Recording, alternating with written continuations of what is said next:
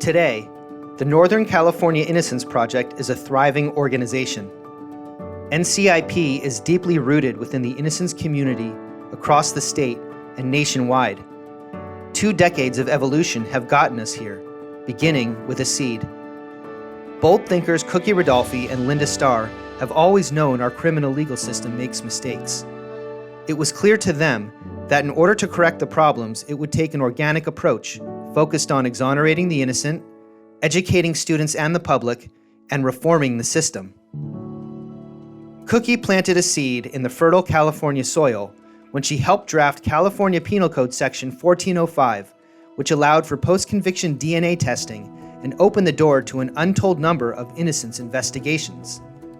With only a yellow pad and pencil in hand, Cookie and Linda said, "We can do this," and founded the Northern California Innocence Project at Santa Clara Law. By committing to host the NCIP clinic, Santa Clara Law provided reliable soil. In 2001, the first class opened to a large cohort of passionate law students. As NCIP was a young sprout, that first class helped design the course, develop a student manual, and identify innocence cases, drawing from the larger ecosystem of justice work. In an effort to grow deep roots statewide, Cookie and Linda met with law professor Justin Brooks, who had just started the California Innocence Project in San Diego. Together, they built a strong relationship and began what became a rich collaboration on issues of statewide importance. As a mere sapling, NCIP law students investigated the case of Ron Reno and secured Ron's freedom in January of 2002, NCIP's first ever exoneration. Not long after, in October of 2002, came Albert Johnson, NCIP's first DNA-based exoneration. The young tree was beginning to branch out quickly. A pivotal moment came in 2004 with the exoneration of John Stoll, NCIP's first case to receive national media attention. At the same time, NCIP struggled to keep the doors open. The media attention organically brought a wave of support, generating a critical growth spurt. Project Linda Starr, welcome to the show. Thank you. A Bay Area businessman, Frank Quattrone, was moved by NCIP's incredible work. Using his connections, he brought people onto NCIP's advisory board with ideas on how to make the organization sustainable. This led to the first of many NCIP galas, the establishment of an endowment, and ultimately created a more sophisticated organization. This growth continued as NCIP extended its roots far and wide. We nurtured relationships with leading law firms, allowing us to handle more complex cases, and cultivated connections with the DOJ and state agencies. In 2004, Cookie was appointed to the CCFAJ, which produced an extensive report outlining major contributors to wrongful conviction. Cookie's groundbreaking research on prosecutorial misconduct continued at NCIP. The release of additional reports solidified NCIP as a leader in research and policy advancement.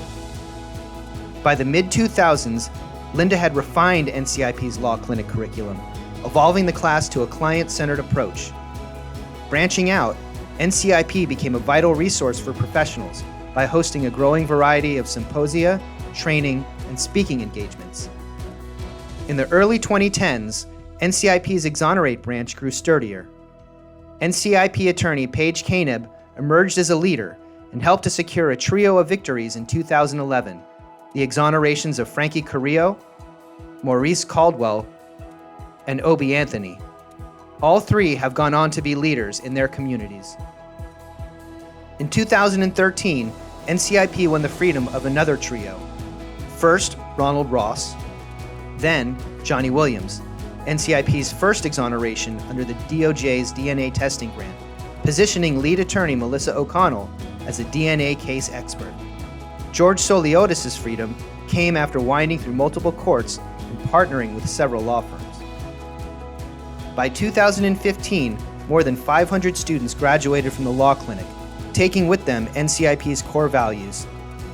NCIP's law clinic expanded to a full year, allowing students to immerse themselves in innocence work. Several talented former students even made this their life's work and joined the NCIP staff. As NCIP's reform branch fully matured, we became a founding member of the California Innocence Coalition, a group of innocence organizations that advocate for legislative change, enabling NCIP to have a greater effect on statewide reform.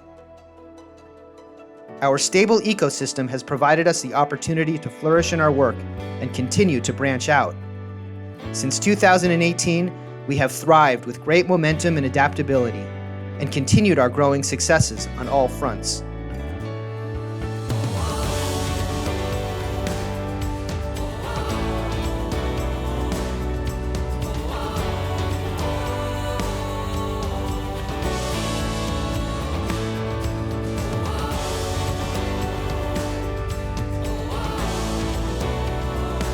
Integral to NCIP's stability are the many deeply rooted support systems that NCIP has cultivated throughout its evolution. As NCIP has matured, co-founder Linda Starr has always been there, tending to our strong roots. Since our founding, she has provided NCIP with deep institutional knowledge, nurtured strong relationships, and always focused on our core mission. More than anything, Linda has always put clients first and created a legacy as someone that inspires others to stand tall and proud, to go out on a limb, and to reach new heights. After 22 years at NCIP, Linda recently announced her phased retirement. Linda, we would not be here without you. Thank you for being our tireless gardener. Decades spent fighting a very selfless battle, and you did it with such grace, Linda. I just want to thank you for everything you have done for all of us. We appreciate you, Linda. I wish you a happy retirement. I love you. So grateful for all you've done for me and all you do for others. Linda, thank you so much for my life back. Thank you, Linda, for all that you've done, and I wish you the best in the years to come. Have a happy retirement, but I'll miss those dance moves on the dance floor. This is a shout out for my best girl, Linda. God bless you. I love you, Linda. Thank you so much. I just want to say thank you for everything you've done for me and my family. Thank you, Linda Starr, for all your hard work. And thank you for being such an amazing inspiration for the generation that follows. I just want to give a special thank you from me, my family, Linda. Love you. Enjoy your time away. Don't be a stranger. Come back to visit soon. Thanks, Linda. Long live the Queen of Justice.